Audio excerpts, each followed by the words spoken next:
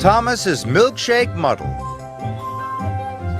Once a year, the children of Sodor are all invited to a special summer party.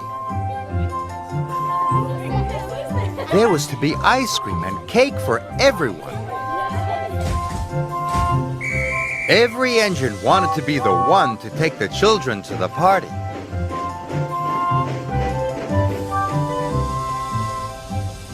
On the day of the party, Sir Topham Hatt came to Tidmouth Sheds.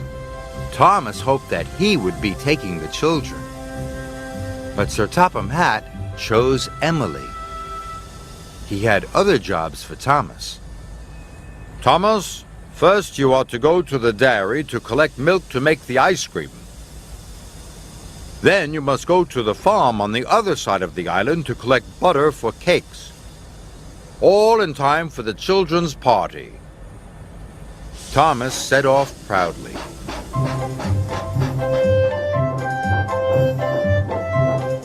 When Thomas arrived at the dairy, the manager told him he was to take the milk churns to the ice cream factory. You have to go very slowly, he told Thomas. So Thomas steamed carefully away.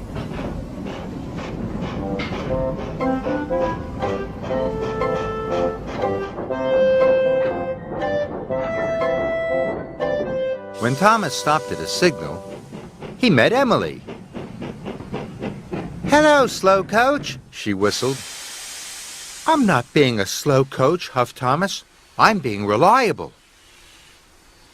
If you weren't a slow coach, Emily sniffed, Sir Topham Hatt would have given you my job. I'm fast and I'm reliable. That's why I'm taking the children. Emily looked very pleased with herself. This made Thomas cross. I can be as fast as you, he huffed. I'll race you to the next signal, Emily whistled, and she steamed quickly away. Thomas whooshed after her as fast as his pistons would pump. As he raced along, the milk churns rattled and rocked. They biffed and bashed. And at the next signal, Thomas raced ahead of Emily. Thomas was very pleased. He steamed off for the ice cream factory. But he had completely forgotten about going slowly. The ice cream factory manager was very happy. Thomas had delivered the milk in record time. Now the factory could make the ice cream for the party. But when the manager looked into one of the churns, he was very surprised. This milk is almost butter, exclaimed the manager. The factory manager asked Thomas if the churns had rattled around. Thomas looked worried. If you shake milk for long enough, it turns to butter, he told Thomas. Thomas was very upset. The factory manager was cross. You must go back to the dairy and get more milk. And remember to go slowly this time, he said sternly.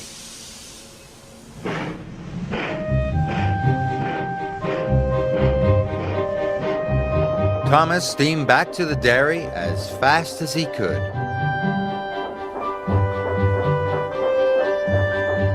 When Thomas arrived back at the dairy, Sir Topham Hatt was there. He was very cross. Thomas, it is nearly time for the party, and you still have not collected the butter from the other side of the island. The children will have no cakes for the party. Thomas felt terrible. Thomas trundled slowly and carefully back to the ice cream factory. He didn't feel reliable. He had let everyone down.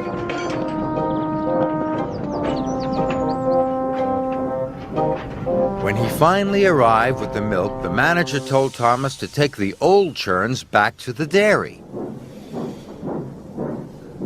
But suddenly, Thomas had a better idea. Thomas steamed along with the milk churns even faster than he had before. he huffed up Gordon's Hill and chuffed down to the valley. He raced like a rocket, and he wheeshed like the wind. The churns in Thomas's freight cars rattled and rolled. They clanked and crashed, and biffed and bashed. Even the cows and sheep looked up to see what the noise was. But Thomas couldn't stop until he got to the bakery. As he arrived, he blew his whistle long and hard. "I need butter, not milk!" cried the baker. He was surprised to see the milk churns. "Look inside the churns," tooted Thomas. The baker couldn't believe his eyes. The almost butter was now butter, enough to make all the cakes for the party.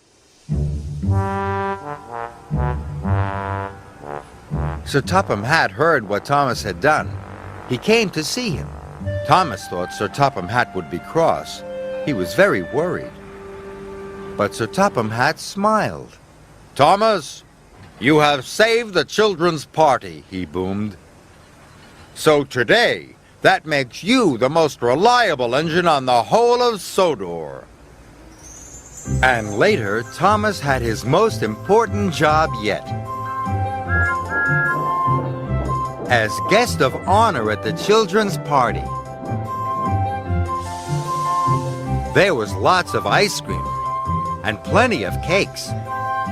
Everyone had a wonderful time.